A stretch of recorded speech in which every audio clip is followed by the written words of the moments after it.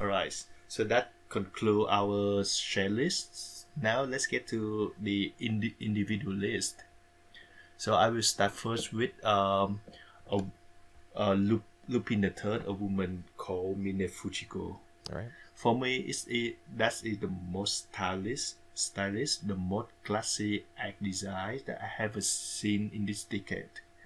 This from Sayo Yamamoto, and it the show trying to reach for feminism and for more ambitious adult themes, but the ending doesn't really do it justice for me. Have you watched that show, Cooper? Yes. All right. I have seen it. I agree that the art style is great. I don't know so much about the feminism angle, honestly. Like certainly, Fujiko being the main character gives it more of a Mm-hmm. female flavor, a female perspective. Yep. But she's naked all the time, so, and But, I didn't find it to be like particularly empowering either in the mm, series. It's just a part of who she is. It's not some grand statement. right. Yeah, the ending was a clusterfuck, in my opinion. So that's why it didn't make it for me. I do think that there are stellar episodes though. Yep. All All right. right. What So is your my show? Fune wo Amu Mm-hmm. is my first individual series. I rewatched this just recently. I Yep. was thinking, that maybe I wouldn't like it so much the second time, but I do. Thankfully, to me, it's like Rakugo 2.0. In fact, it has the same character designer. Mm-hmm. It's an adult drama. Not nearly so grand in scope, though. A lot of people find that it's boring because it's about dictionary making, and there are a couple episodes where it drags, I think. But I think the journey that its very anxious and lonely protagonist takes to be accepted by his coworkers and his eventual wife is worthwhile.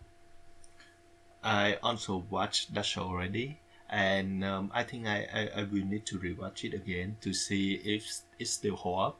I like the idea. I like the pacing as well. I just don't think it's just as impactful as I hope it to be.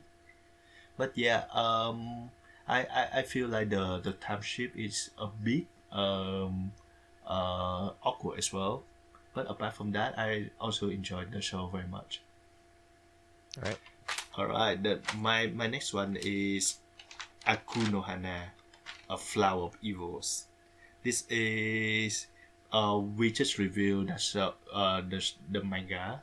So I think the anime is best remembered as for its rotoscope, which is for me both its blessing and its curse.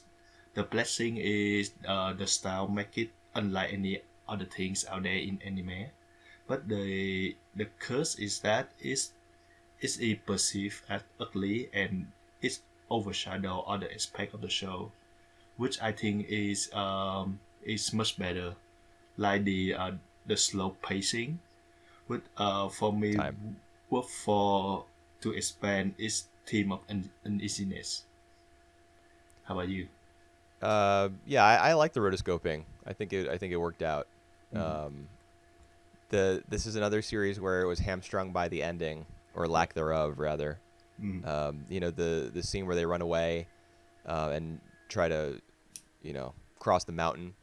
The fact that it ends the way it does is really killer for me. Mm-hmm. Mm-hmm. Um, it probably be on my list if not for the conclusion. All right. My next on my list is Gekkan Shoujo no Zaki-kun.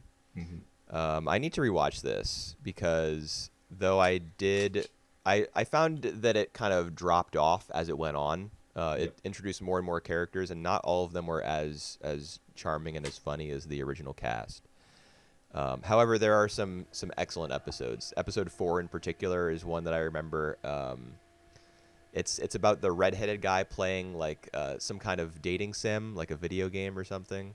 Mm-hmm. Uh, I can't wait to rewatch that episode when I eventually do because some of the like the misunderstandings between the main guy and I can't remember the girl's name, but the girl with the bows in her hair. Mm-hmm. Some of them work out in really nice comedic fashion. For me, I just watched the show recently. Really loved the first episode. I think the first episode was refresh. The remaining episode was so right. Because it's meant to be a comedy. It's meant to be a what is called the uh, because it's meant to be a comedy. It doesn't actually try to develop any of the characters' relationship, which for me hurt the show. Oh no, not comedy. We Yeah. can't have comedy on the top 50 list. All right. The next one is not for my list. It's not definitely not the comedy. It's Anohana, the flower we saw that day. Uh, this is a true tearjerker, and it's a Mari Okada. That the show that make Mari Okada famous, and I think it's certainly her best.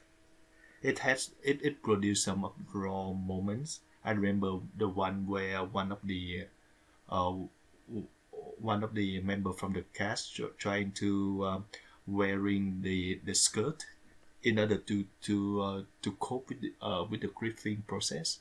I think it is really powerful. The ending is also very powerful as Time. well. I'm done. Okay. Yeah, it's definitely a tearjerker, but it did not jerk any tears from me. Uh, I found Fail. all its attempts at drama to be totally hacky. Um, I mean, I did not dislike the show. I don't think. Mhm. Well, I don't know. Maybe I did. I don't know. I just don't have much to say about it at all. Like the whole skirt wearing thing. I didn't remember that until you brought it back up. But like, that doesn't make me feel any more for any of these characters because it's like they've been dropped into an emotional torture porn simulator. Where All the right. goal is just to get them to discharge as much saline from their eyes as possible. I don't know. It's not really for me. All right. Next, we're getting into the big differences of opinion here. All right. My next show is Ginga E Kickoff, which is a Yep. soccer series. It's a kids show, and this show is all about friendship, teamwork, having a blast with your pals. Um, in particular, there's a character named Reina, I believe, who begins to play soccer because she needs the exercise, and she's looked down on by a lot of her teammates for that reason.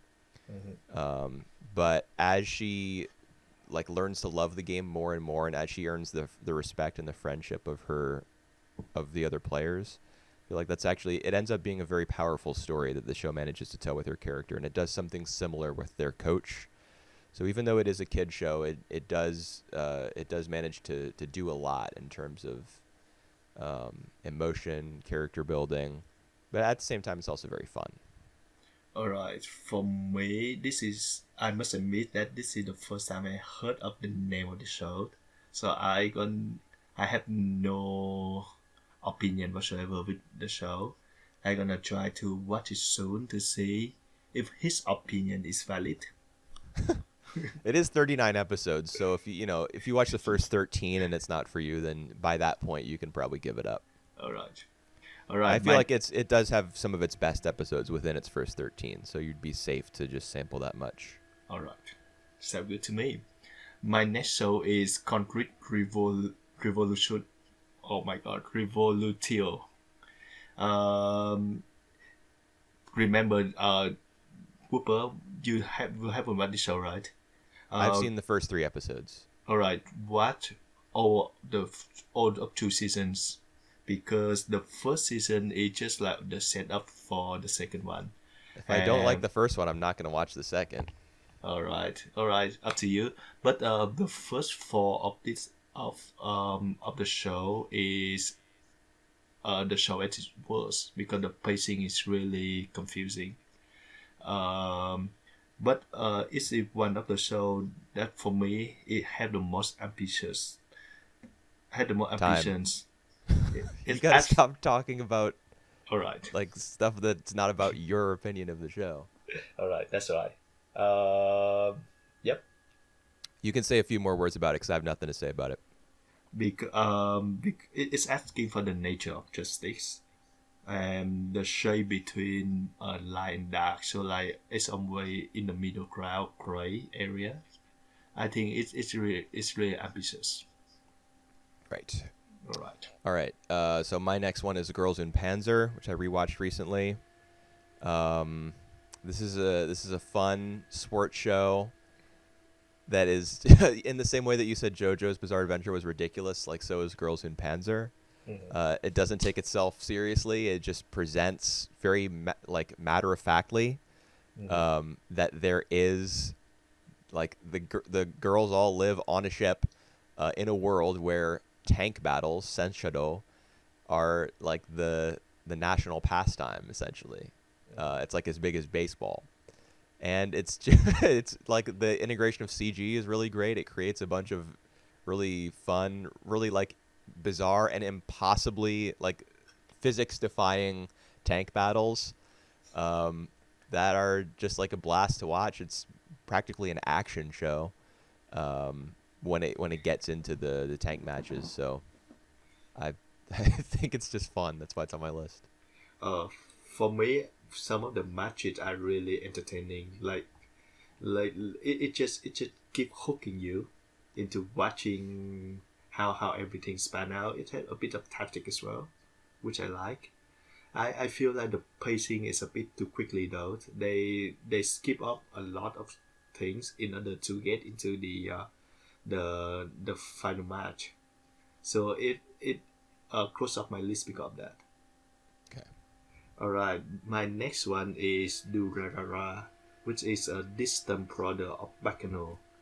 Talk about what you like about it, not about the show. Alright, it have a colorful cast. The characters where they are a protagonist of their own story.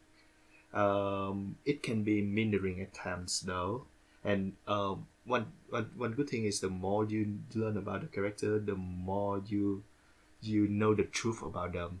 So it's a show about characters, and all the characters are really stand alone. All right, cool. I watched the first 13 episodes of Durarara, I think. Yep. The first season, Mm-hmm. and the style, the show's stylish for sure, and you get the sense that it's going somewhere. Yep. What is his name? Isaiah? Is that the black-haired guy's name, like the villain who seems to be pulling all the strings? It's the black hair. Yes. Yeah. Yeah. Yeah. Mm-hmm. He like his character was kind of interesting, but eventually I lost my patience with it. Like you could tell that it was going somewhere, but it took too long to get there. Right. It was just telling a bunch of individual stories about characters And I that would say that I didn't care too much for. Yep. And I would say that the first 13 episode is best. Okay. All right. What's next on your list? Or Your wait, you just list. did one. Yep. Yeah. Okay. Next on mine is Haikyuu. Yep. It's just a straightforward shonen sports series, kind of like Girls in Panzer, but with guys and balls instead of girls and tanks. I mean, it's mostly here for the first and third seasons. I would say season 2 is kind of weak. Yep. The third season in particular just being like a 10-episode arc dedicated to the build-up to one particular match and then the execution of the match itself. Focusing on a couple of characters who really needed development, and it did so really nicely. Also, the visuals are just out of this world. Like some of the volleyball scenes got my heart pumping so fast. Mm-hmm. Not all of it looks as good as those like high points, but it is a good looking show overall. Yep. I watched that show as well, and I think it's really entertaining. But it still is a typical sports show for me. There's nothing wrong with being typical, right? It just We will have like other my sports show, and I will say more about the things. Yes, that's coming up soon, actually. Yep. My next one is the Eccentric Family. It have like one of my favorite anime setting ever, the magical realism of Kyoto. It have great characters, it have great dialogue, it have great interaction between those characters, and it's also hold the emotional weight about familial bond, about just being yourself. I absolutely very surprised that Cooper didn't have that on his top 50 list. The reason I don't have it on my list is because the second season I find to be stronger than the first. On the whole, it was Oh, one of my top 10 series Yep. of the year for the second season. But the first, I thought started off very strongly. When I first started watching this show, I was super impressed with it. The visuals, the character designs, especially Ben 10, Yep. like the air of mystery about her, and I was hooked. But as the show went on, it kind of revealed to me that it did not have a larger game plan in mind. Like all the stuff about the Hot Pot Society, whatever the name was, I Sorry. can't remember. Yep. The show started to meander as it got closer to the end. It didn't seem to have the same strong focus on its characters that it did at first. And I don't feel like it built up enough of enough momentum, enough narrative momentum at the start, because it was a character study. Yep. I don't feel like it built up enough narrative momentum in the early episodes to justify all the time that was spent on, oh no, we got to make sure we don't fall into the hot pot in the second half. So not a series that was well composed enough, I don't think, to make my list, but it would be an honorable mention. All right. I guess it's my turn. Yep. Hunter x Hunter is probably my favorite battle anime. More than JoJo, more than Mob Psycho. It's a shonen, and it's a long runner, so it's a big investment. It's not going to be for everybody. But the thing that is most impressive about it is that it does not waste any characters. Every character that it introduces is explored to the fullest. And this goes for the main characters, of course, but also for the side characters. That's what sets it apart, I think, from a lot of other like Shonen Jump type of adaptations, is that it's not just about like a crazy premise and a few main characters that exist within it. Hunter x Hunter builds a gigantic world for itself in a way that's rivaled only by, I don't know, like One Piece, probably, the manga. But Hunter x Hunter is a lot more thought-provoking, I think, than that series. All right. I haven't seen Hunter x Hunter, and this is one of my must-watch list coming to the end of this year. Hopefully, I will enjoy it though. Yeah, I mean, it's long, so if you don't like it within the first dozen or couple dozen episodes, just give it a pass, probably. The best arc is Yorkshin, in my opinion. Yep. All right, my next one gonna be Flip Flappers, which is my top anime of 2016. It impressed me the most through its visual. It further reaffirmed what anime can do in terms of visual craft, and it's loaded with many of great images and visual motif. It a show that purely about visual for me, and the visual are exceptional. Okay. Yeah, I have seen Flip Flappers. It took me a long time to get through it because I wasn't into it. I definitely think that it's visually striking, but I think that the characters are just like, I don't know, they're just one note. And character is probably the thing that I look for most, like by default when I'm approaching a series. Do I like the characters? Do I think that they change in any meaningful way? Do I think that they drive the story?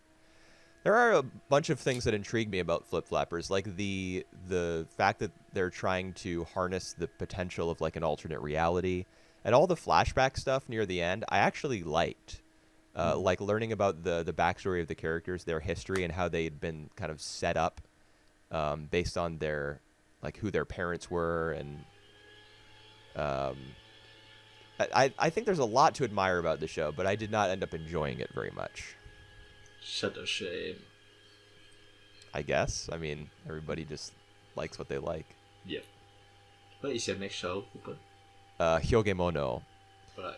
This is a fucking weird show about like a vassal, or I don't know what you call him, but he's like he's some kind of semi-influential landowner in the Warring States period of Japan.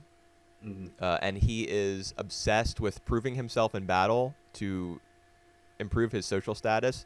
But at the same time, he also desires to lead like a wabi-sabi lifestyle of appreciating art and like dedicating himself to the collection of. I'm just summarizing the show. I don't know why I'm doing this, but I mean, really, the main appeal of the show is in the main character and the way that he's torn between improving his own social status and dedicating himself to art. That's fascinating to me. So there you go. It's weird though. The show's bizarre. All right. I haven't watched the show. I want to watch it. Is the art style different? What do you mean? Different from what? Like from normal anime, basically. Oh yeah, All right. for sure. All right. I'm really looking forward to that one. I definitely recommend watching it. But just like be prepared. It's not normal. All right. I like things abnormal, so that's good. My next one is giant killing. One thing that I must note about this show is even it's a sports show, about professional sport. So the players see it not as their hobby, but more as their jobs. So they provide like a whole different perspective for me. And the show also have time to explore all the players of the team and what works tactically, what doesn't work, and all the players had a chance to improve themselves. It's a really good show for me. It's just a shame that it doesn't have any more coming seasons. Giant killing. Yeah, I definitely enjoyed this show when I watched it. I might need to rewatch it. Yes, Although please. I mean I do remember like some matches being like 5 episodes long. Right. Something ridiculous like that. To me, like that's just prohibiting me from wanting to go back and watch, because I'll just lose my patience with it. I do think that when I watched it the first time, it actually wasn't that big of a hang up. Like I wasn't interested in the matches all the way through. Yeah. But my perspective on anime has kind of changed since then. I don't know that I'll be able to handle that. I also think that the way that it kind of tackled different elements of the professional sports world was interesting. It wasn't just about the players. Yeah, that's It was right. about the coaches, the press, the managers, The club itself. right? Yeah, the fans even. Although I do remember feeling that it didn't use those elements to their fullest potential, probably because there wasn't a sequel. Like I have to imagine that the show would have gotten even deeper into all those topics as it went on. That's right. But yeah, I might need to rewatch this. Yep. All right, next show on my list is Kaguya-sama Wants to Be Confessed To. This took the place of Soremachi on my list. They're both very similar comedies. You know, one directed by Shaft, one directed by an ex-Shaft director. And the series is just a barrel of laughs. There are a handful of episodes, probably 2, that I would say are kind of weak.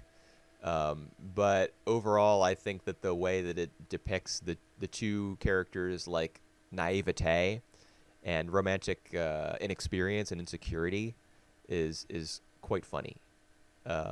Also, the last 2 episodes get a little bit dramatic, and it works out. All right. I watched Kaguya-sama, and we did the postcard as well. I enjoy the show. I just don't think it's up to the level of my top 50 show of the decade. All right. My next one gonna be House of Five Leaf. The style the pacing is really slow for this one. It's a slow burn. But it have like a very great act style. with like lush background, and it have many interesting characters that like appear to be deeper than what they first when we first seen them. For me, the pacing work because only five characters have their own agenda and they work well together. They produce some solid chemistry together. All right, that's it. All right. I definitely loved House of Five Leaves up until the ending. Right. And to be honest, I don't remember why. I've just felt like the ending was a non-starter, or rather a non-finisher. I agree with you on that. I like the art style I remember liking, very subdued color palette, mature adult cast, kind of reminded me of Rakugo, or rather I should say Rakugo reminded me of House of Five Leaves because I did watch Leaves first. But like the for whatever reason, and I don't remember exactly why this is, but the ending left me so cold on the series that I was like, nope. I almost feel as though I wasted my time.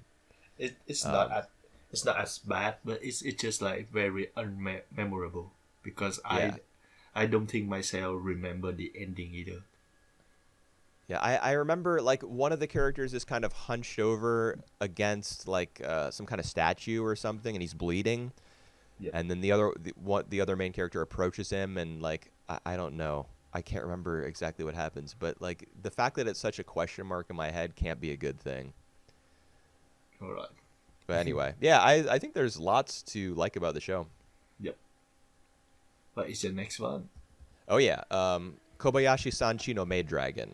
All right. This is like a kind of build your own family type of show. I know that premise is very popular with like American sitcoms. Your family is the group of people that you surround yourself with.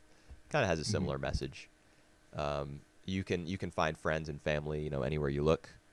The show is visually extravagant, and very cutesy and fun. I think I really like the idea that dragons just like come chill in the real world and get jobs as like programmers and you know uh, just live among us. There are a couple aspects of the show that I don't really care for, like the Lukoa's like big titties and the fact that she's a Shotokan or whatever. I don't know. Like I remember all that stuff. I haven't been able to block it out of my head, and it's kind of annoying. Yeah. But like I still find the show to be very very fun watch and very very heartwarming watch. Like the characters. All right. How about you? For me, it's endearing, but it's like in the same style of life slash comedy, comedy like Suremachi, and Suremachi is better in every way for me. No, Uh, there's a okay, go ahead. uh, I see a lot of fan service in this show, which I'm not really fan of, like you mentioned, and for me it's just like an enjoyable show, but it's not really sticking to me at all. Okay. Yeah, you meant What's to say next? something or No, all right? I'm good. My next one is my favorite show out of 2017, Hoshiki no Kuni. For me, this show is the concept itself is just golden. It's very original, and it's that theme can be opened up to more to a much bigger picture as well. And the show is successful in its entire CG, which have many of really memorable and just in memorable tracking shot. Yep. I also Okay. like the transformation of first the main character as well. Yeah, that's actually the thing I wanted to talk about with this show. I think Foss is like a completely overrated character. Overrated. All right. Yeah, I think that she she loses parts of her body, and so her hair changes and the shape of her eyes change. Uh, but I don't really get the sense that she changed. I just feel like the character's design changed, and a lot of people lost their minds over that. Like, oh my God, look at the character progression of this rock. But to me, she had the personality of a rock. Yep. All right. Um, and the series looks really cool. The CG, it looks nice, but I think it's lacking a lot of weight in its movement, and this is a problem that all CG series suffer from. Um, I also think the setup where it's just a bunch of gems who are all chilling at this temple or whatever it is with the master Mm-hmm. is kind of like, it doesn't do a lot for me. I don't know. The fact that he's there watching over them like they're all his little daughters, Mm-hmm. uh, kind of a strange vibe that I picked up from that. I think there are a handful of standout episodes, but I definitely was not on board with this one the same that everyone else was in 2017. All right. My next show is Natsuyuki Rendezvous. This is one I didn't have on my list at the start of this year. I rewatched it, and it just barely makes it for me. Right. The main reason that I like it is because it's a romance between adults, and the concept of him the male protagonist being able to see the ghost of his flame's ex-husband, Mm-hmm. who has passed away, is really interesting. Like the show pushes that concept as far as it can go. What if you were trying to make a move on this woman and the ghost was literally floating between the two of you and pulling weird faces and stuff? I mean, I'm laughing as I'm describing it, but the show does treat the characters' romantic feelings with some good amount of weight. The show meanders a little bit as it goes towards the end, which is a problem that I have with it. But I found on the rewatch that I was able to get past that. Mm-hmm. So how about you? All right. It's the adult romance, which I feel like the anime medium need more of. I like these the love stories between the triangle love in general. Um, it's a pleasant watch for me. I just don't think it's up to my top 50, but it's still a pleasant watch for me. And I want more people to watch these shows. Yeah, that's part of my motivation for putting it on my list, but I doubt it's going to be in the eventual video. All right. My next one is Kid on the Slope. It does show of but basically Kid on the I am not really fond of its writing, and now the more I think about the writing, the more it falling apart. So maybe by the end of this year, maybe this one gonna be out of this list. I don't know, but the other than that, the visual is really good. The music is really nice as well, and especially the characters, um, animations are so expressive, and they tell a lot about their characters that the writing is lacking. So yep, here you go, Kid on the Slope. All right, I rewatched this year. Mm-hmm. Um, I was totally underwhelmed by it. And the world. There's a lot of melodrama that I did not remember. But the characters, they act like confused hormonal teenagers. In particular, the main character, Which one? Kaoru. Mm-hmm. Not Sentaro. Yep. Kaoru, he is stuck in his own head. He is obsessed with a girl whose mind he can't understand, and who he doesn't even really make an effort to understand her. I don't know, man. Like the way that Sentaro leaves home near the end of the episode as well, and he ends up being a priest eventually.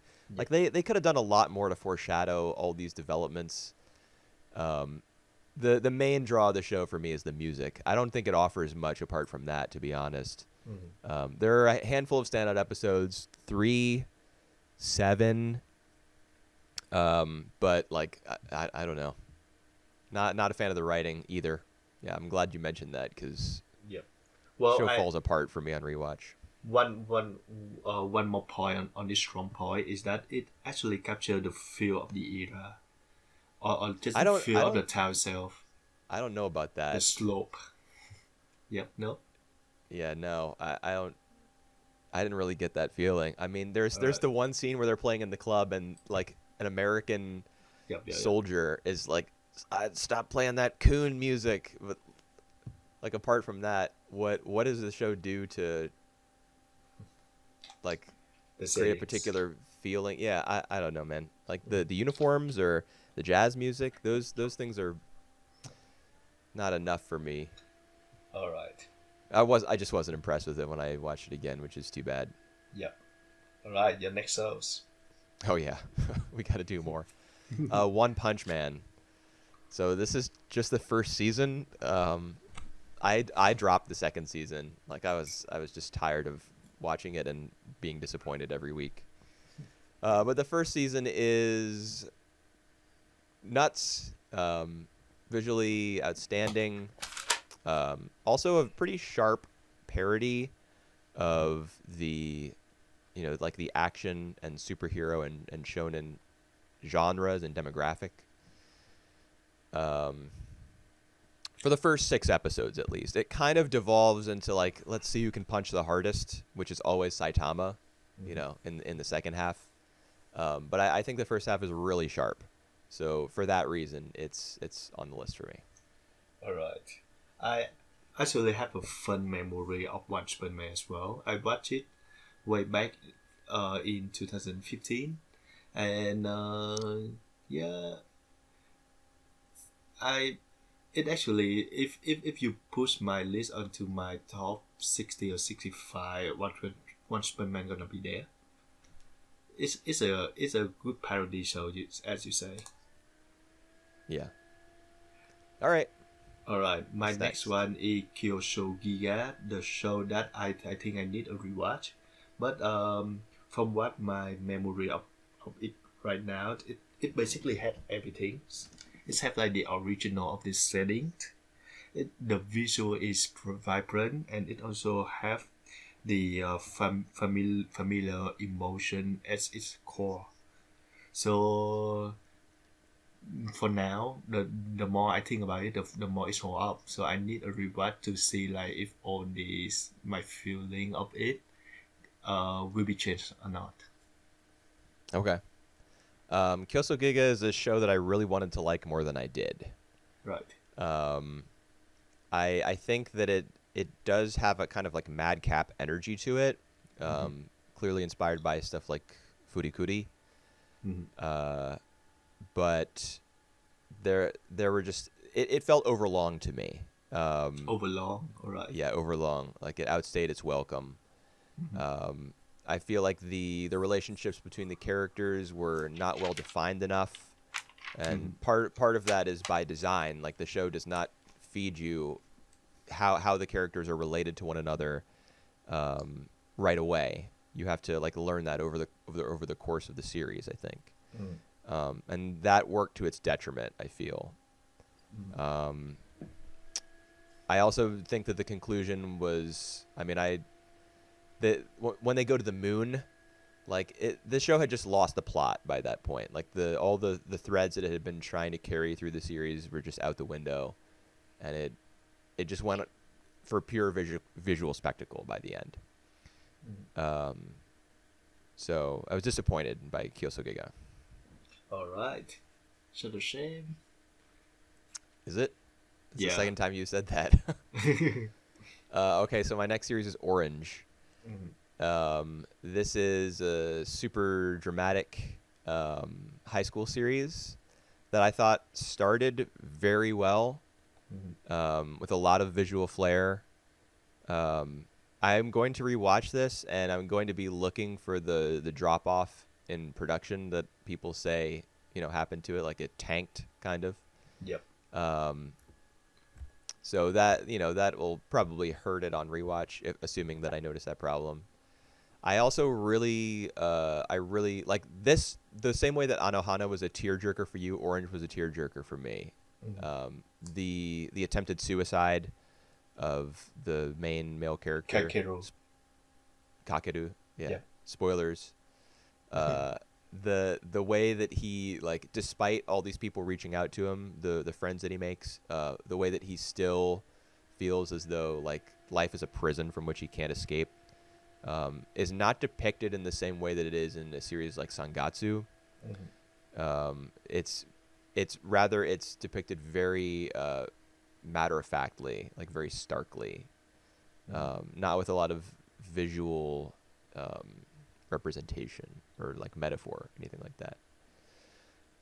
I also did not mind the Bermuda Triangle thing. Like, a lot of people were like, that's so dumb. Maybe it is, but for whatever reason, I didn't get hung up on it. Mhm. There you go. All right, Orange is one of the first few show that I block. So I have a special like memory of that of the show. I feel like the depiction of depression and especially into like suicidal thought of Kakeru is it really well done. But any other thing from that, like the time travel aspect, the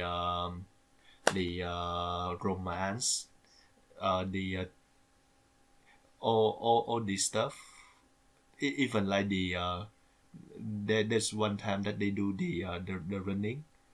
I don't think that worked quite well. So Okay. yeah, I and think I and remember you're talking about the running is like the the relay, the sports relay. the sports festival. Yeah, that's right. Yeah. I And think I remember enjoying that, but yep. I do need to double check. And I actually follow this show every week for blogging, so I remember where the production just off the trail, and it's Okay. just ugly. All right, Yep, I'm ready. all right. My next one is Nichichu. For me, it's like the What about Monogatari series? Oh, sorry, sorry. Haha. My next one is Monogatari series, the one that I think me and Whooper gonna be different a lot. Like this is the show of it's not the ranking, but if I think about one show of the decade for me, that's gonna be this one. It have like for the span of 10 years, it's done a lot. It just I just can say it, like I'm just like personal with that with the show. All right. Um, yep. Got any other words about it? Yeah, well, it's have like all the characters. Just what the second season. The second season they actually up all the characters development of all the cast. All right, thank All you. right. Well, that is that is my plan. I don't have anything to say about Monogatari series because I've only seen Bake, Yep. which I did not like at all.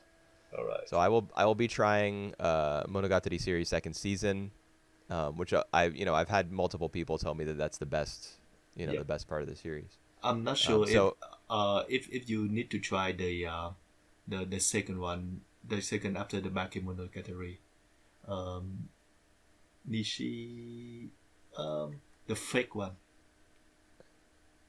okay, whatever. I'm Yep. gonna be watching second season. All right. That's the plan. Because if I don't like that, then I'm probably not gonna like anything else. All right. And we'll see how I feel about it. Yep. Next Oh, show for me. that's right. What? I just remember the name is Nishimonogatari. Okay. All right. Yep. I'm gonna watch. I'm gonna watch second season. Yep. So the next show for me, Ore Monogatari. This is a show that does not start very strong, in my opinion, but as time goes on and as the romance between the two characters develops, and they start to feel insecure about their partnership, how different they are and how much more suited they might be to other people. it starts to really shine. In the same way, kind of, that Tsukigakure does, although that show is a lot more emotionally resonant. This one also, deals with a lot of the same themes, like young love and such. The comedy aspect of the show, not as big on it, but I feel like the romance as it progresses is pretty strong. All right. Are you done? Yeah. For me, this is like the optimistic portrayal of the romance of the first love. It comes with good and bad. So like, it's optimistic. So like, when you look at that, you really fun of that. But it's not really that realistic about their relationship either. So for me, it's both like a strength and a draw. Okay. All right. All right. What's next for you? My next is Nichichu, which is my definite comedy of all time. um, from It have like a witty. Uh, whereas the other of my comedy show, humanity has declined, have a witty social commentary. This one based purely on the visual gag, on this silly slapstick, and when it want to go crazy, it can go really crazy with the animation for it gags. Really like it. All right. Nichijou, I've seen the first half of. Like once every few months, I watch an episode because I want to finish it, but I also don't care for it at all. I love the art style. Like I think it's geometric way of kind of arranging everything. Like all the desks in the classroom, you get that kind of 2.5D perspective. Yep. It's really really neat. I really love the character designs. Their eyes are so expressive. They're all so cute. But the show just does nothing at all for me in terms of comedy. It's not funny. All right. The show also has no central like theme. It's called Nichijou. It's called my ordinary life. Everyday life. But it doesn't depict ordinary life. It doesn't depict anything really except whatever it feels like at the current moment. Like there's no overarching sense of purpose to be had. So that hampers it as well. Like you might be able to mine some comedy from it if it were aiming to establish a particular mood or make a particular point, but I don't think it does. All right. Is it my turn? Yep. All right, Panty and Stocking with Garter Belt is also a comedy. However, it definitely has a particular mood that it wants to instill, and that is crassness and vulgarity. Yep. The show is just foul. I watched the English dub, which was hilarious. Probably the only show on this entire list that I watched dubbed, and it was awesome. The action is really madcap. I'm pretty sure this was an Imaishi production. And the transformation sequence with the song that kicks in, like the Vocaloid type of song, is really infectious. Basically, it's just a show that just revels in how puerile and immature it is. And I thought that worked to its benefit. I actually like after a few years, after like a year and a half, I think, watching this show, I'm thinking back of this show fondly until I watched the MTV parody of it, and I don't know why it just fell off for me. Still, I remember what you're talking about. MTV parody. Yeah, that's one of the later episodes, right? That's right. And then it's still good, but it also reminds me a lot of things that I don't like about the show. So I think like in the future, not in the near future though, I'm gonna watch it again with the English dub that you say. A lot of people recommend me about the English dub already. Yeah, it's so funny. They said like they really invented with swear word in the English dub. So yeah, Yeah. I'm gonna watch that. But yeah, I don't think it's gonna cross into my top 50. I Okay. think it's gonna cross into my top 10 of the year though. So we see about that. All right. Uh, my next one is Oregairu. Oregairu. Um, at first, it's run like your typical light novel adapted high school kid with a bunch of hiring girls, but the show actually evolved into a thoughtful examination of growing up, of the frail of growing up, of the relationship, and the show keep challenging the main character. His name is Hachiman, several times about his his his way of seeing things in life. So yeah, for Whooper, if you haven't watched it, give this a try. Especially the second season, that I think the drama hit a lot. I have seen the first, like all the series that I marked as not having seen. Yep. I've seen at least the first 3 episodes, Yep. except Monogatari series. Mm-hmm. So yeah, I've seen the first 3 episodes of both the first and second seasons of Oregairu because I watched the first 3 episodes of the first season, Yep. found it to be plotting and self-important, and I was Mm-hmm. like, well, let's try the second season because it's done by a different studio, and some people say that you get the better material there. So I watched it, and I found it to be plotting and self-important. So All right. not going to be revisiting it probably ever. All right. Huh. All right, next on my list is Poco's Udon World. Yep. I can't be bothered to say the Japanese title. I don't even remember it. Yep. Basically, this show is just Usagi Drop 2.0 with a supernatural twist. Mm-hmm. Um, and that's really all I think I need to say about it. Like, if you liked Usagi Drop, you will probably like Poco's Udon World. Um, it's very cute. It's very, gives you a warm, fuzzy feeling. Um, the main adult character's journey to fatherhood is not quite as well realized as it is in Usagi Drop. But he's still it still hits on the same notes. He's trying to balance fatherhood and career, um, and he feels overwhelmed at times, and at other times he feels a great sense of satisfaction, and at taking care of this young kid.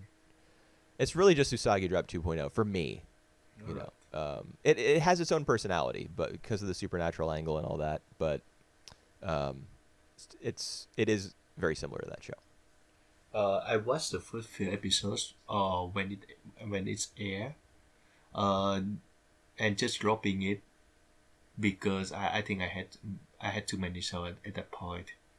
Um, if it was like a second coming of Usagi Drop, I might give that a try. But I just don't want to watch it and realize it's like the lesser version of Usagi Drop either.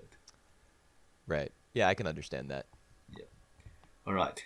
My next one is Ronia the Robber's Daughter. Yes. For those of you who don't know, it's a show from Studio Ghibli. It's a Kind of. yeah, it's a best kind of entertainment for kids as well. For me, it has like a very great world building. It's mythical. It have easy theme to understand, but the chemistry between all the characters are really great. The CG can be a bit missed at first, but when you get used to that, it doesn't distract you anymore. So overall, I Time. still thinking of many of the moments, very funny. So yeah, it's a thumb up for me. Yeah, I was surprised to see this on your list because I thought I had predicted most of it. Yep. Ronia the Robber's Daughter. I really did enjoy this series. The ending not as strong for me, because it's about like the two bands of thieves kind of coming together out of necessity. Yep. And I didn't think that was handled as well as it could have been. Mm-hmm. Um, I don't know. Like I did really like the opening, like the opening chapters of the show, so to speak. I think the backgrounds are beautiful. That's the part that Ghibli was involved in, to my knowledge, because I Yep. think it was Polygon Pictures that did the CG, which was okay.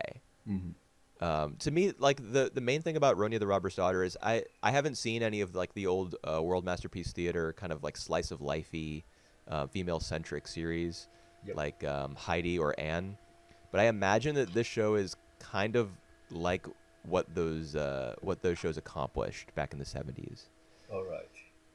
So I do respect the pick for sure. I Um. don't think I'm going to rewatch it or put it on my list, but I Yep. like that it's here on yours. Just a bit of note that this show and one other show is like my last to pick Okay. for my top 50. So this one and later on when I mention the other one. Right. Right. Okay, cool. So next on my list, I guess, Yep. that Another would be comedy show. Pop Team Epic. Yep. So this show is a lot of people compare it to Nichijou. However, I do feel as though Pop Team Epic has a central thesis, Mm. despite what despite its jumping from one subject and one art style and one tone to another very quickly. I do feel as though it has a core idea that it wants to convey, which is that being a fan of like anime, manga, video games is just a ridiculous venture that ought to be satirized, and that's what the show does. It kind of creates a mockery of the sorts of attitudes and ideas and people who are into those sorts of things. Um, and I mean that's not all that the show does. It also has its bits of slapstick and its bits of just bizarre visual comedy and irreverence. But I do think feel as though there's a message that it's trying to convey, which helps me out in appreciating it. All right. Yep, I watched that show as well because you put that on your top 10 list last year. It's alright. It's bizarre. It's I still don't understand why they have to repeat the whole episodes again. Like the It's first because 10 minutes. they use different voice actors. Like I for people Yeah. who understand who those voice actors are, that's another part of the satire because Right. they're bringing in people from shows I uh, I which are just being parodied in those episodes. Alright because I can't be bothered to watch all the things again with just different voices. Yeah, But I understand that. ye- right, I think it's enjoyable by itself. It's not something that maybe it maybe that's the first time that I use that, but it's just too weird for me. Yeah, it's weird. It's definitely weird. All right, my Yeah, next what's next on one your list? is Review Starlight. Hmm. Um, I acknowledge this show for its ambitious, and where it used like a musical stage for the battle between the girls in order to get the central role. I think the concept itself is really the main role, and it's loaded with many of the symbolism and the visual have great direction as well. The relationship between the girls can be a bit slight. So the main two characters are great, but all these other characters aren't used to aren't used as well. But overall, I enjoy the show and I like it for its ambitions. All right. I don't want to say too much about Review Starlight because we covered it like in depth, Yep. um, earlier last year. But I think it suffers from a lot of the same problems that, like, for example, we talked about Sadazan Mai. Yep. It didn't make it all the way through, so to speak. Like it wasn't a complete package by the end. Like some of its like thematically, in terms of its characters, it wasn't totally what's the word I'm looking for? Come I don't know. together. Yeah, it didn't like yeah, it didn't come together. Didn't make a Yeah. full circle. Right. I think Starlight's first few episodes were amazing. You know, Mhm. that nothing can take that away from it. But to me, the both the middle part and the conclusion were a bit of a letdown. You know, Mhm. so it's Right. my take on it. All right, so next up for me, Psychopaths season 1. Mhm. I'll note that I haven't seen season 2. I've only seen 4 episodes of it. I dropped it. Um, but season 1, I'm in the middle of rewatching it right now, Mhm. and it's very exposition heavy in the early stages, Yep. which is annoying. But as it goes on and you get into like the larger plot that Makishima has developed Mhm. in order to throw the city, like the where it's set, into chaos, Yep. the show starts to get really good. Mhm. Um, and it's like it's a big game of cat and mouse, you know. And you talked earlier, I can't remember what show it was, but you talked about like a show that questions the nature of justice. I think it was Concrete Revolution. Yeah, that's one. That one. Yep. Yeah, Psychopaths is that show for me. Mhm. It's a little bit heavy-handed with it. Actually, I wouldn't even say a little bit. It is heavy-handed with its questions about like, who can say for sure like what's just, what's right, what constitutes criminal behavior. But it's the show certainly has its share of memorable moments. Um, that's about it.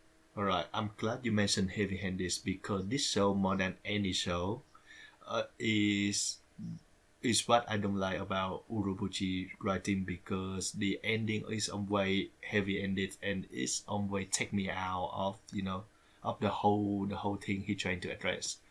Psychopaths. I also not as fun about the way that it used the characters, so that it used the character and then it just like putting them aside uh, when the story about them over. Um, the the main character, the main girl, is not a good main character. Is not a good main protagonist to follow. But to say that the other police guy and the main antagonist are really good characters. This is so I gonna try to rewatch again to see if my initial opinion of it changed somewhat. But yeah, this is the show that for now I'm a bit reserved to the show. Gotcha. Yeah. All right, what's next? All right, my next is Suremachi. And yet the tail move. It is along with Ronia is the two last show that I put forward uh Gotcha. to the top 50. This show is just it's about the everyday life of the eccentric characters within a small town, but the writing is always smarter than that because it's incorporate many of these sci-fi themes that an event in the past that become relevant in the future. So think of it more like Stranger Things, what I just watched, uh, in a more comedic tone. And I really enjoy this element of the show. Yes, the sci-fi themes. I think you may be overestimating how important they are to the series. There's only like 2 or 3 episodes where they really come into play. Yep. There's the final one, obviously, where she dies and goes to heaven. Well, she doesn't die. She's put into a coma and she goes to quote unquote heaven. Yep. Yep. Yep. That's more like fantasy.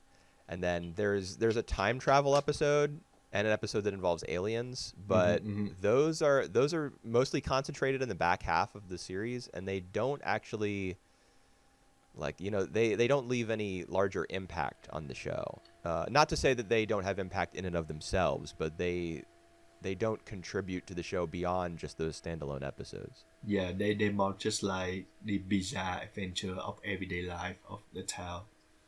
Yeah, except it's not every day. It's supernatural, Yep. just for in small doses. Yep. Yep. Yep.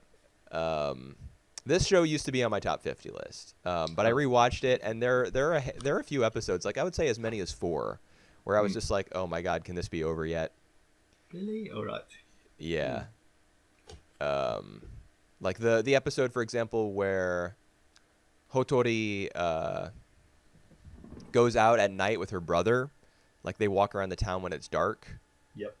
Um, I was just like, why am I watching this? What are they doing out here?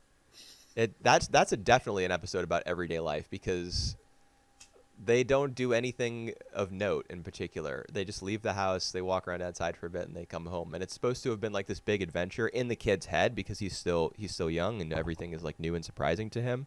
But I didn't get that feeling as I watched. That's just one. That's just one example. I think there are a lot of great episodes, Yep. honestly. Hmm. Also, the OP and the ED are both bangers. Yep. They're both awesome. Yep. So, I mean, it's worth a spot on the list just for that. All right. What is your next Uh, one? my next show is Rilakuma Tokauru-san. Hmm. So this is the most recent addition to the list. I guess Sarazanmai is actually the most recent addition, but this is a stop motion series that just made me smile uncontrollably as I watched it. There's 13 episodes, and I would say like at least 10 of them were great. Hmm.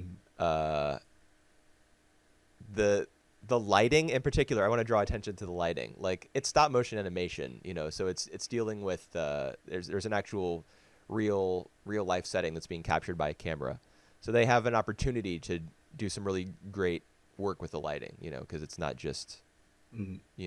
a computer Growing. effect. Yep. But it just made everything look so vibrant and colorful that I wanted to just like see if I could put my hand into the computer screen and like touch the fuzzy bear who was like making little cute little noises, and whenever the bear cries they animate these little drops of like, wiggling drops of water under his eyes.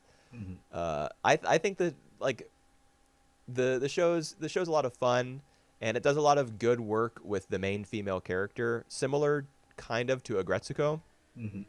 um but it's less about the comedy and more about establishing like a really comfy mood. I don't think I've ever used the word comfy to describe a series before. I actually hate that people Hmm. do that so much because anything can be comfy. You just have to like lay down to watch it in your bed or whatever.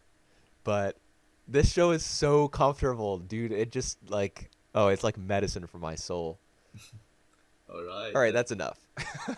That's a good advertisement for the show because I'm downloading the show now. I'm gonna watch it.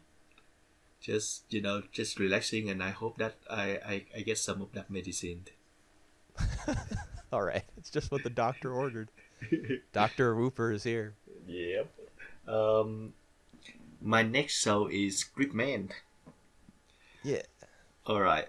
As we also discussed into detail in our podcast before, Gripman is a show that have I I feel like the pacing, like the way it creates mysteries, the visual element as well, and the show at its best.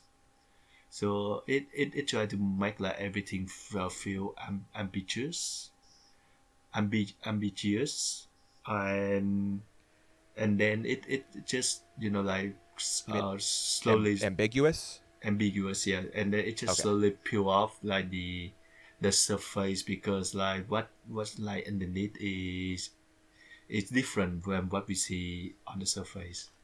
So Yeah. like I love the show, and it worked well at the action show as the a throwback to the Tonkatsu show in the 90s.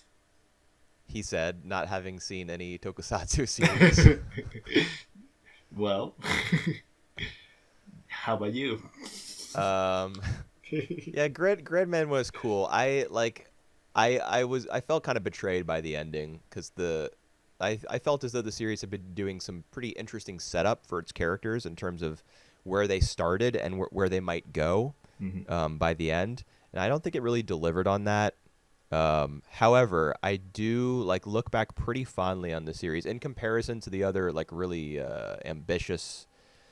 Review Starlight, for example. Yeah, in comparison to Review Starlight, I feel like Gridman is going to hold up a little better Yep. for me. Mm-hmm. I do like the pick. You know, it's definitely not going to show up on my list. There were a bunch of other series that year that I preferred. Right. And I felt like it didn't really stick the landing, but great CG as well. Great use of CG. Yep. Honestly, perhaps my favorite ever in anime, more than Land of the Lustrous. Huh. All right. Surprise. So I like I do like that show. All right. All right.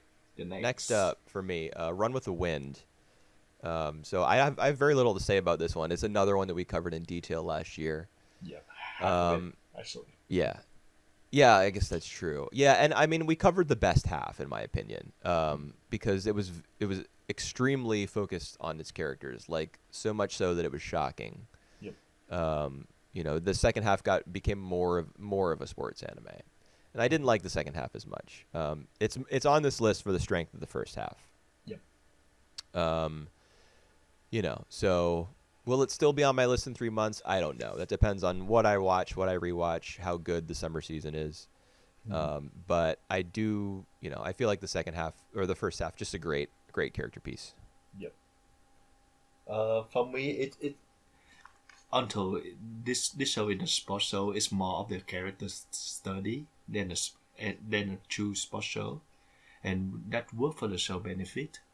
The last run though, it take like 5, 6 episodes for the final run, which is like detail all the characters and their like their growth, which is good.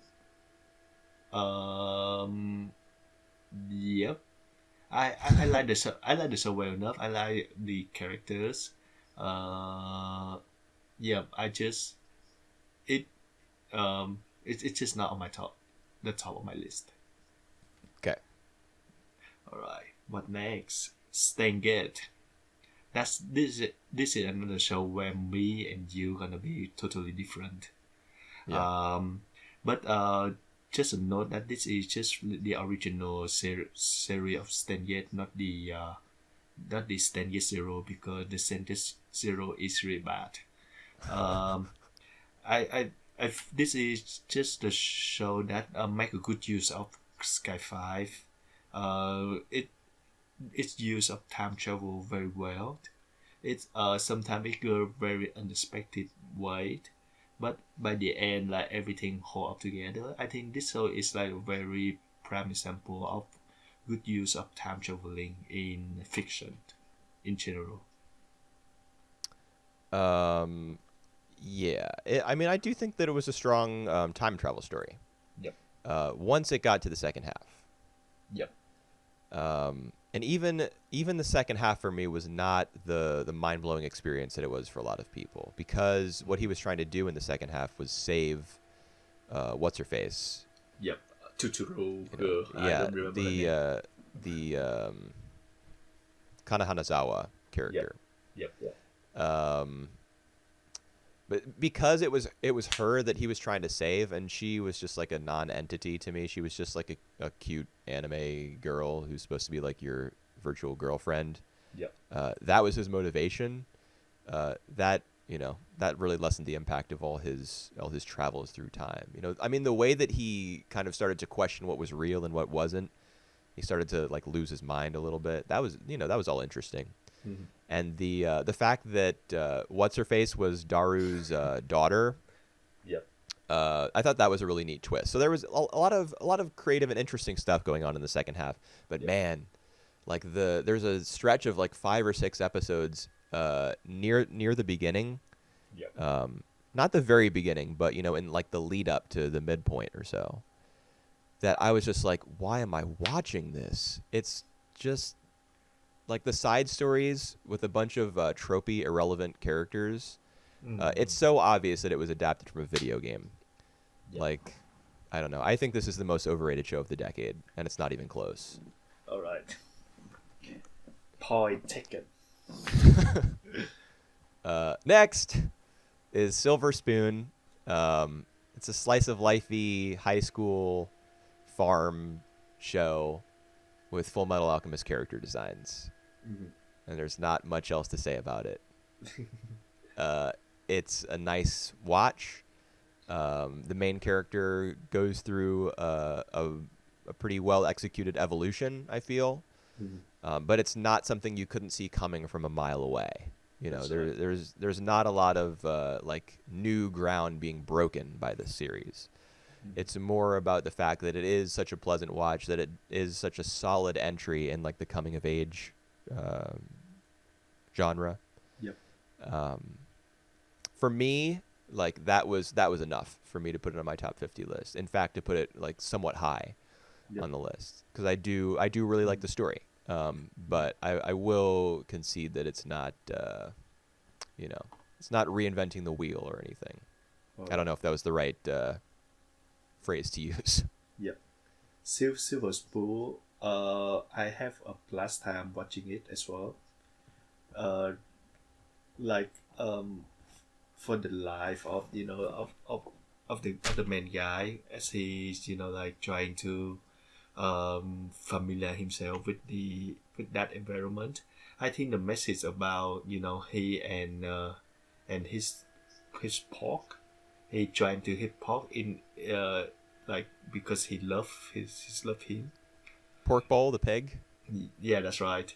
Yeah. It's actually a pretty valid message.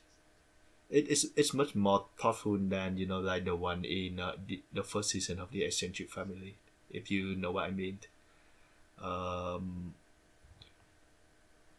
I enjoy that well enough, but it's not. Yeah, I don't necessarily put that into my top list because of that. Okay. All right. What's next? All right, my next one is Thunderbolt Fantasies. I you have the stop motion show. I have the puppetry show. A puppetry action show from Taiwan, and I think that's the main draw of the show. It's totally different from any anime that you have seen before, and it have a great and not totally serious writing from Gen Urobuchi to top it off. And I think this is like the only one show written by him that I actually really enjoyed.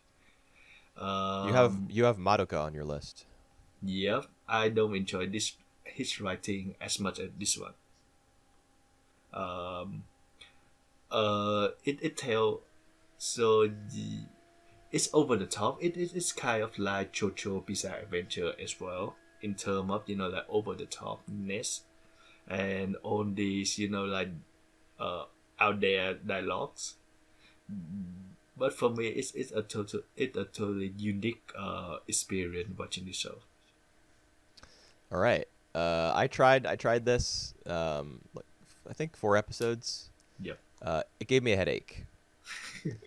So like a literal headache trying to follow the action because the camera work is so fast. Yep. It's so many fast cuts and so much like swooping and jerking. Right. So that really prohibited me from going any farther because it did give me a headache to watch it. I did like what I saw for the most part. Mm-hmm.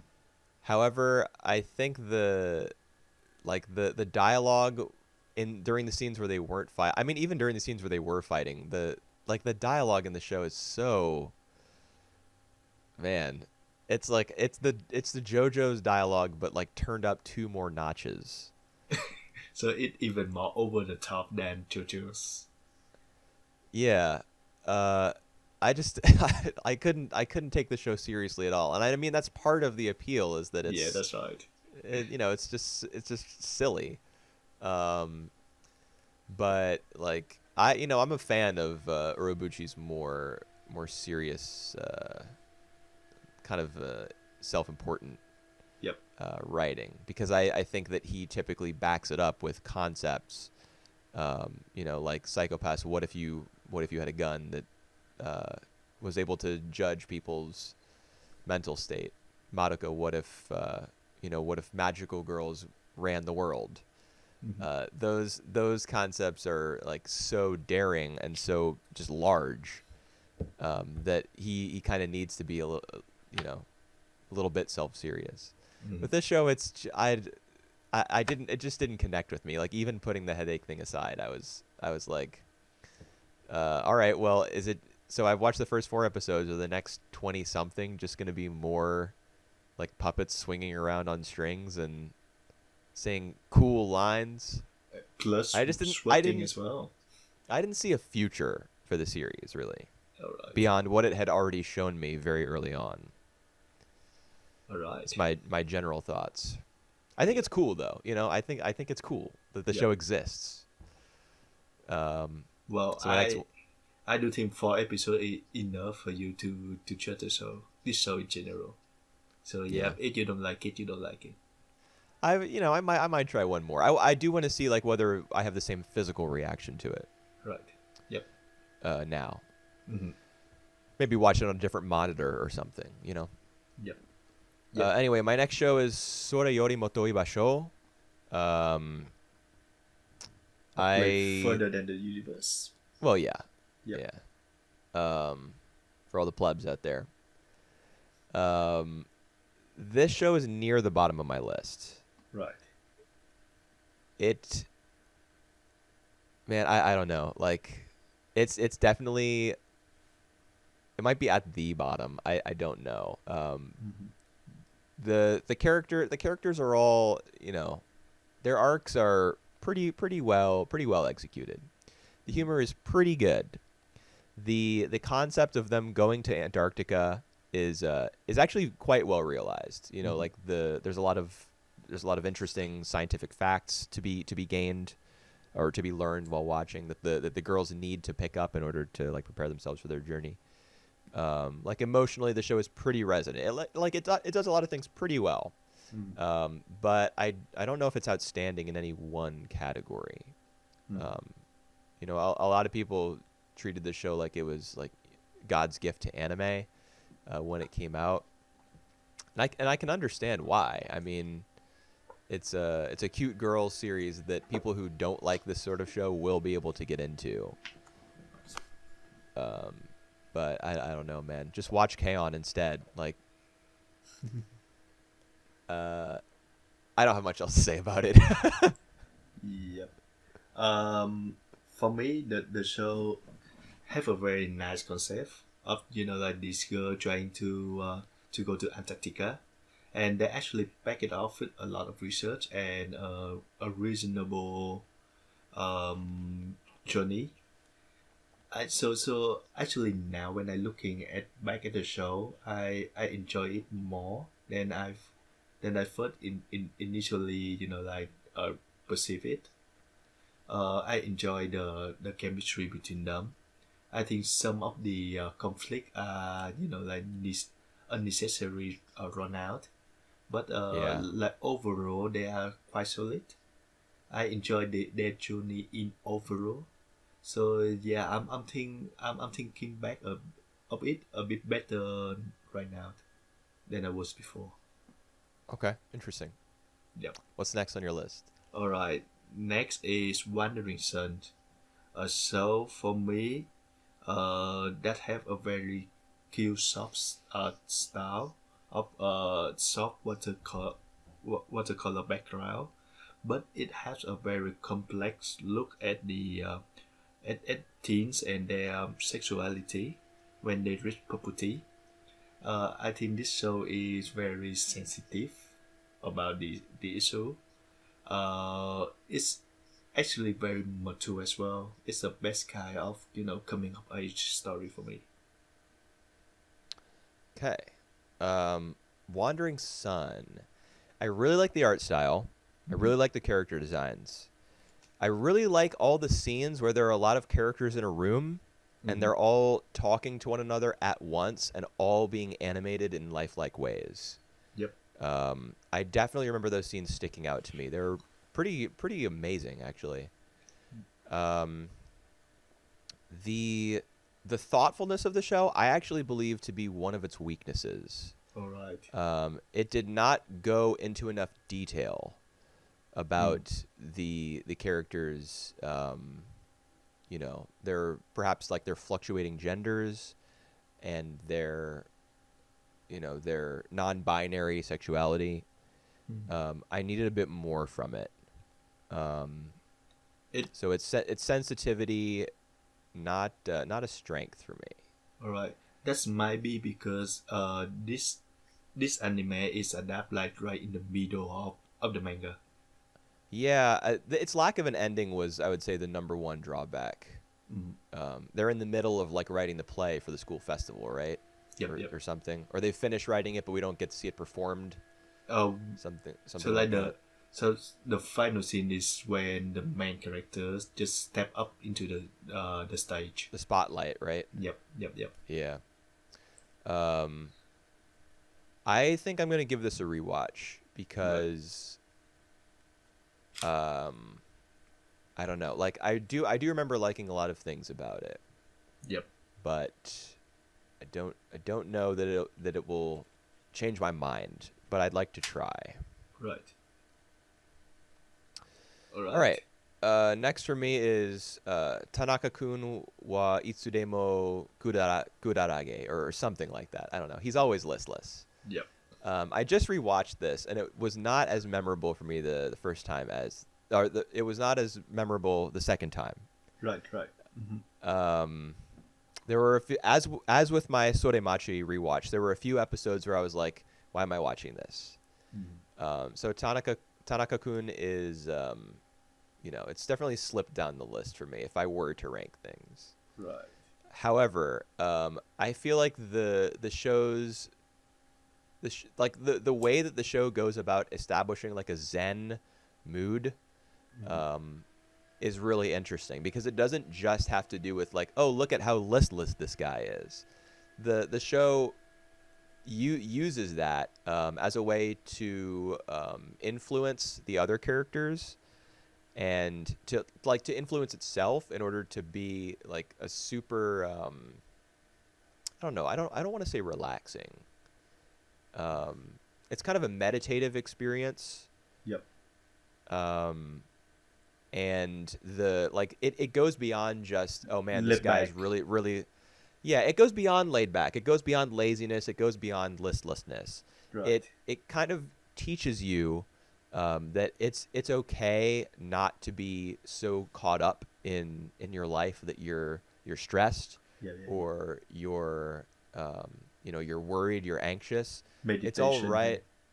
Yeah, a Yep. little bit. It's all right to just take life as it is, and to meet new people, to make friends at your own pace. Mm. So I think, as I was talking before about like Pop Team Epic, it has a message. It has kind of a core concept, and I think Tanaka-kun does as well. And I think that's what puts it over Soremachi for me. Because Mm. Soremachi is a bit of a grab bag. It's a bit of a jumble. Mm-hmm. But Tanaka-kun has a thesis. Mm. However, I will say that I wasn't, like, it disappointed me a little bit on the rewatch. All right. Sorry, that was too long. That's all right. Actually, my girlfriend or my ex, she really liked the show because she listless herself. So, she joined me to put me into watching. I think the first episode of that, and I I like it well enough. Like I already watched the first episode like few years back, but I remember this time I enjoyed it more. Oh, but your So ex-girlfriend wanted you to watch it. Damn, that's gonna be like. Now, if I were you, I wouldn't want to watch it. I'd be like, man, I well, won't forget about this show. yeah. So I also gonna give that a retry to see if I not a retry, actually an actual watch to see if I Let me like it or look not. at let me look at my notes here because I took notes. Um, what the fuck? Okay, yeah. Apparently, my notes for the first episode are pretty positive, so I wouldn't Mm. say that like you need to go any further necessarily in order to quote Right. unquote get it. All right. But yeah, it's all right. It's fun time. All right. All right, my last show is another Ikuhara show, Yuri Kuma Arashi. This is the show where a lot of people say this is his least his worst, not necessarily his worst show. His, I mean, people say it's his worst. You don't yeah, have to sugarcoat it. They say that. yeah. I put that like last on my list as well regarding his filmography. I still think that people really sell the show short. It have a lot of great ideas. I don't think that it tie up very well in the end, but The apart Sarazanmai effect. yep. But apart from that, the visual are great, the direction are great, uh they have loaded of symbolism which I like, which I always like about his show. So yeah, this is just my type show. All right. I liked Yuri Kuma when I watched it. However, I've forgotten basically everything about it. Um, I really don't have anything else to say about it. I'm gonna rewatch it. And you know, Nice. it'll compete with Sarazanmai for a spot on the list, or maybe it'll be none. I mean, I could easily envision myself with no Ikuhara shows on my list. Except for Penguin Drum, you actually No, have I that mean, right. I'm gonna rewatch that, and if I don't like it, then it's off. Oh yep, got that. You know, I don't respect the idea that, you know, if you think somebody is such an auteur that like their shows just are by default, uh, you know, worthwhile. You know, I think each project should be judged based on its own merits. Yep, Because at the end of the day, the people who make these shows, they're gonna die, but the yep. work survives. Mhm. So that's how it ought to be judged. I mean, I'm there. That's just my opinion, obviously. Right. Yuri Kuma, I will rewatch it. So we'll see. Yep. Um, What is your all last right, show, Pooper? my last show is Watamote. Right. No matter how I look at it, it's you guys' fault that I'm not popular. Yep. I'm in the middle of rewatching this now, and it is painful. To Tomoko is so awkward. mm-hmm. She's so delusional. Mm-hmm. She is so rude and inconsiderate that I can't watch more than one episode per day. I don't know how much I enjoy the show, to be honest. All right. I think like in terms of depicting the Fujoshi lifestyle and like the pain of social anxiety and I guess unpopularity, Sorry. like the show does a great job, but and you know it's funny. It gets me to laugh with almost every episode. But like sometimes I'm just laughing with my eyes like most of the way closed, like I'm trying to block out what I'm seeing. Mm-hmm. Um, I I think it's a good show, but don't don't know how much I like it. How All about right. you? Because the more I watch the show, the more I see that it's different from, like the usual anime that we normally watch, especially the one from the light novels. The act is different. It have like some triangle lining. It's not triangle. It's some like shape. Yeah, Like it's like humanity has declined. yeah, It that's has that right. same type of lighting. I think it's done better in Watamote, obviously. The the I mean, honestly, the color palette is a bit darker than that show. Then humanity has declined though. yeah, the definitely. the music is especially really good. I checked the soundtrack from the composer, and he apparently he only done this work at his show work. Huh? Yeah, the story can be a bit painful at times, like you said. I don't see it as painful though. I don't see the main character to be like like annoying or like unrelatable because she is. Oh my Uh, God, you got to rewatch this. why? Um, Like the way that she whatever. yeah, I but I'm telling you, I'm rewatching it right now, and she's a brat. yeah, she a brat. Like the title itself say already say that she a brat, but Yeah. she not that like unlikable. Oh, I okay. Well, All right, that's my take of it. Um, yeah, this is one of the show that actually like just like on the purple right now that I might on the what? pick on the purple. This is like just on On the the bubble. line. Okay. Yeah, on the line of my top 50. So maybe next time I gonna take it. Not sure, but I'm really fond of the show. All right. All right. Well, we're done with that. Oh my god. Um, Finally. this podcast has been almost 3 hours. Yep. Uh, maybe we This was a can mistake.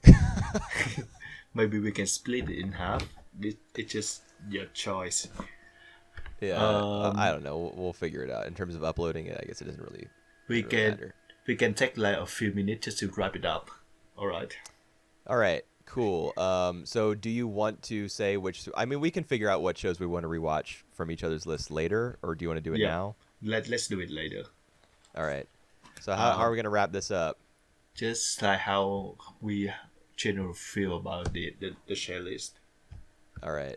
So the shared list. Out of these 27 shows, Yep. let's see here. They A bunch of them are pretty high on my list. um, In terms of like my eventual top, like my ordered top 50. I think a lot of them are going to be pretty high up there. So I'm me happy with the shared list. me too, but a bunch of them are not on my top as well. So yeah, I expect like some of them will be gone by the Yeah. next time we do the update list.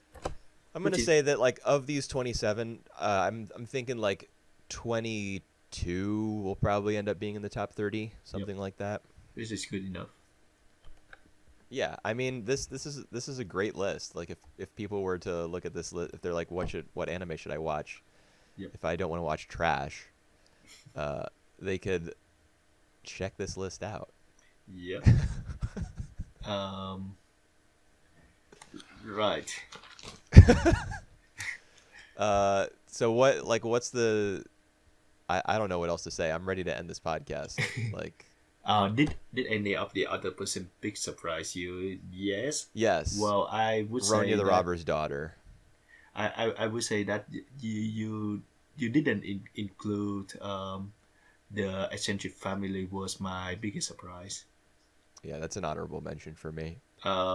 Keon try to finish that because I think it's gonna be on the list. I've only seen the first season, which was not in 2010. Yep. Or yeah, I will be watching it. Yep. And yeah, I do think that's the list gonna change rap- rapidly. Like Oh, really? it's gonna change in the future. My list not gonna be a lot, but I gonna change the ranking. Well, they're not ranked yet, Yep. so So yeah, I mean, my list I think it's mostly set. I can't imagine that I'll be replacing more than like 6 or 8 shows. it's actually a lot because I think when you mention me to me, when you go through the list, there are many of the title that you see that it might be on and off, in and out. Yeah, Right, like basically. Watamote, Tanaka-kun, Sorayori. Yep. What else? What else might not make it? Orange, because I'm gonna rewatch that. Natsuyuki Rendezvous is kind of near the bottom. Yep. Um. That's about it for me, I think. Oh, there are actually a couple shows on the shared list that might not survive. Yep. Yep. Yep. Yep. Yep. So Yeah, but I like that's only like 6 or 7 shows, so those are the ones that might get replaced with other stuff. I don't know. all right.